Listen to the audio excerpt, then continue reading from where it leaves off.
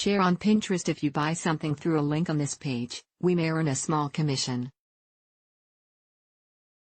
How this works.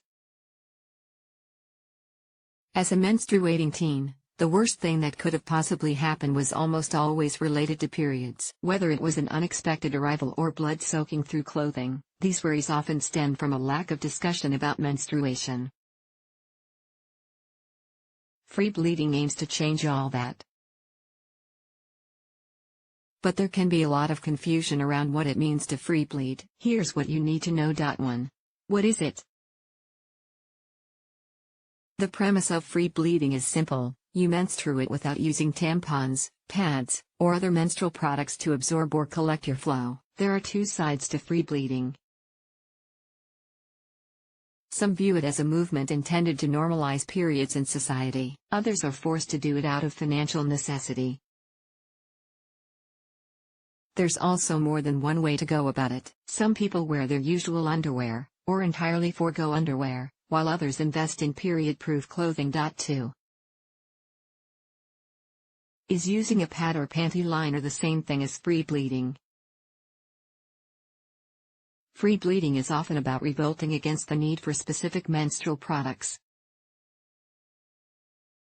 Although neither of these products are inserted into the vagina, so the blood does flow freely, they're still part of the menstrual product category. 3. Why do period panties and other blood-collecting clothes count? This is where things get a little confusing. It's easy to lump the likes of period panties into the menstrual product box, but these newfangled items are different. For starters, they're designed to feel natural, rather than an addition to your body or underwear. Plus, they look just like regular underwear. Their fabrication also allows you to go about your everyday life without worrying about your period. Most are made with multiple layers of fabric that each have a different purpose. For example, one brand, Thinx, uses 4 layers in its products: a moisture-wicking layer, an odor-controlling layer, an absorbent layer, leak-resistant layer. 4. Is this a new thing? Free bleeding has been around for centuries. Although periods aren't mentioned a lot in historical texts, people in 17th century England would either free bleed, use rags to soak up the blood, or fashion makeshift tampons out of things like sponges. Free bleeding in those times, however, may not have been an intentional choice. It's more likely that little else existed. It isn't exactly clear when the modern free bleeding movement began, although menstrual activism became prominent in the 1970s. The first reusable item was being worked on before this time, though. In 1967, a patent for a protective petticoat with a moisture-proof material was registered. As well as technological innovations, the emergence of the Internet helped the popularity of free bleeding. One of the earliest online conversations on the topic appears to be this 2004 blog post. Now, numerous people have opened up about their free bleeding experiences. Artists have tried to promote it via Instagram, and one marathon runner's bloody leggings hit headlines across the world. 5. Why is it so controversial? Although some ancient civilizations believed period blood was magical, the idea that periods are dirty and should therefore be hidden away began to seep in over the centuries. Some cultures still actively shun people who are on their periods. People in Nepal, for example, have historically been banished to huts, trusted source, when menstruating. Though the practice was criminalized in 2017, the stigma persists. This has led some to adopt workarounds to the law. Many Western countries have also struggled to normalize this bodily process, with the tampon tax at the forefront. 6. Why do people do it?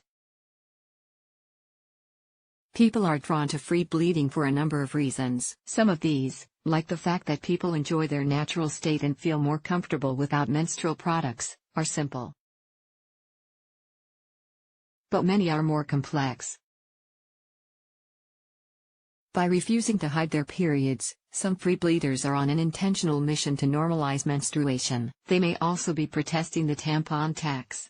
It's a common practice in which traditional menstrual products are priced as luxury items.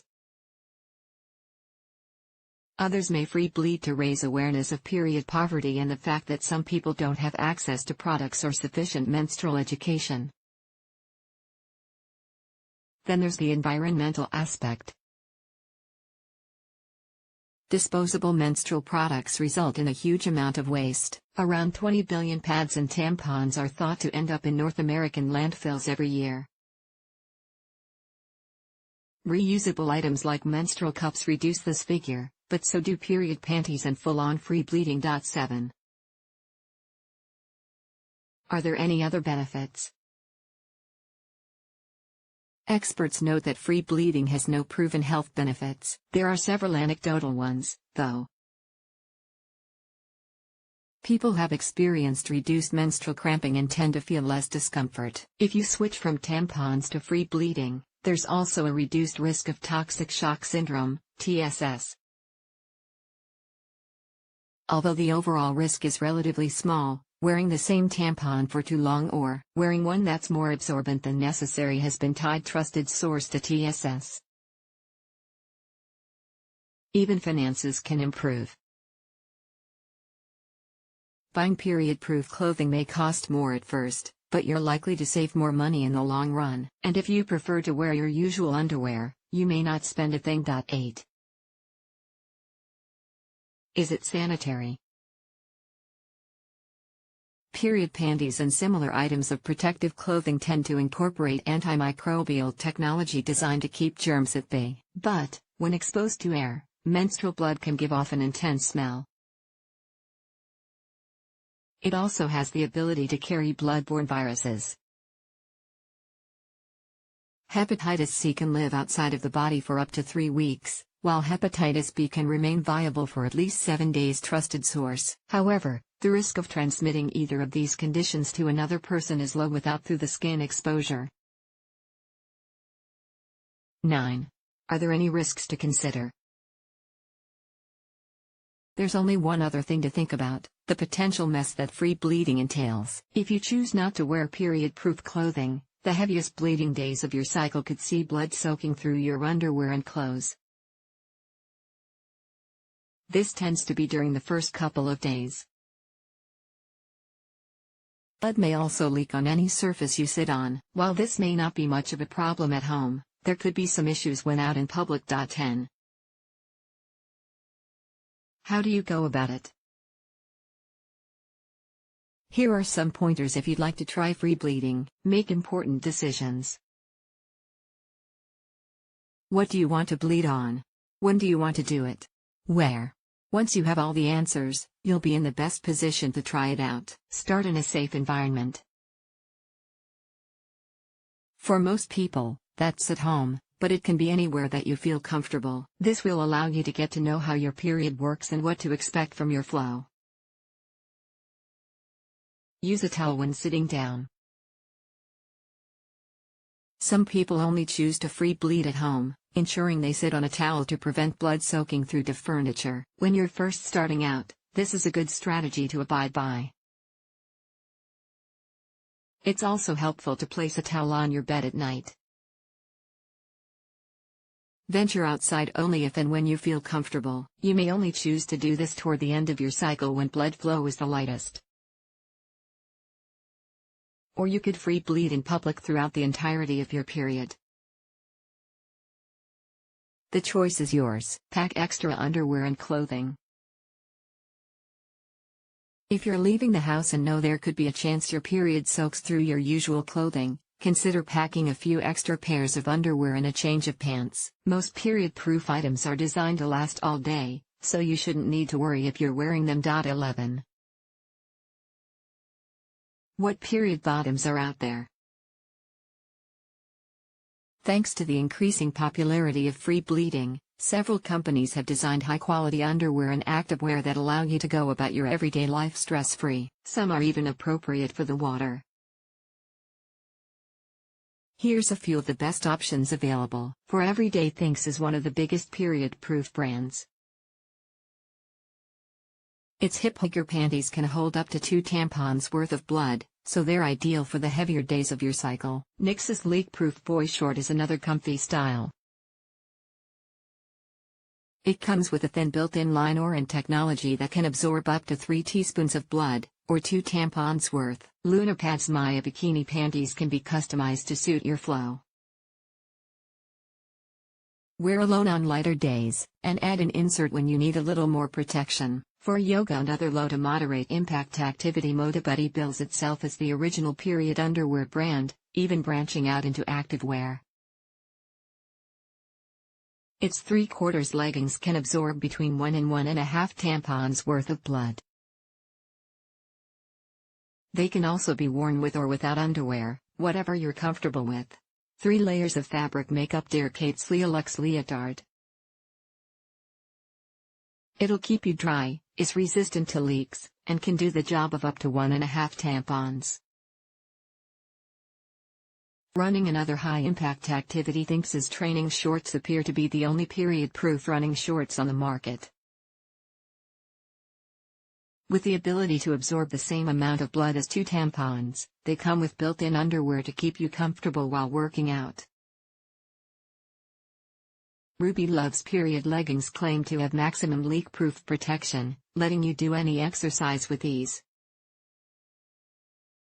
Their lightweight liner means you can wear them alone or with underwear if your flow is particularly heavy. For swimming, there aren't many period-proof swimsuits around, but ModaBuddy's one piece can be used on the lighter days of your cycle. On heavier days, you may need additional protection. If you're on the lookout for a bikini, try Ruby Love's period swimwear. Mix and match this bikini bottom with any top. It comes with a built-in liner and leak-proof technology for all-day protection. 12. What if you just want to use the underwear you already have? You can always free bleed into your regular underwear. Just bear in mind the blood is likely to soak through pretty quickly. Make sure you have plenty of spare underwear, and a change of clothes, on hand to change into. As your period becomes lighter, you may not need to change as often or at all throughout the day. 13. How to get blood out of your clothes. The key to removing any kind of stain, blood included, is to avoid applying heat until it's gone. If your menstrual blood leaks onto your usual underwear or clothing, rinse the item under cold water. Sometimes, this is enough to remove the stain. If not, spot treat it with one of the following: soap, laundry detergent, a product specifically designed for stain removal, hydrogen peroxide, baking soda mixed with water. With the first 3, dab the product onto any lightweight fabrics. Feel free to scrub a little harder on denim and other tough materials. Hydrogen peroxide can be useful for tougher or dried blood stains, but it can also fade dye. Be careful with any darker items. To do this, dip a towel or cloth into the chemical and dab, not rub, it onto the stain. Leave on for around 20 to 30 minutes before rinsing off. Covering the treated area with plastic wrap and laying a dark towel over the top is said to increase the overall efficacy. Alternatively, you can combine baking soda with water until a paste is formed. Coat the stain in it, leave the item out to dry, and brush off. Cleaning clothing designed for periods is much simpler. Once you've finished wearing the item for the day, immediately rinse with cold water. You don't have to stick it in the washing machine after every use, but when you do, place the item inside a laundry bag and put it on a cold wash. A mild detergent is fine to use. Avoid bleach or fabric softener, though. They can reduce the absorbency of the design. Finish by air drying. The bottom line: ultimately, free bleeding is all about you. You decide how you want to go about it, how often you want to do it, and everything else that comes with it. Even if it doesn't sound right for you, just talking about alternatives to traditional menstrual practices is an important step in ending the stigma around periods. Lauren Sharkey is a journalist and author specializing in women's issues. When she isn't trying to discover a way to banish migraine attacks, she can be found uncovering the answers to your lurking health questions. She has also written a book profiling young female activists across the globe and is currently building a community of such resistors. Catch her on Twitter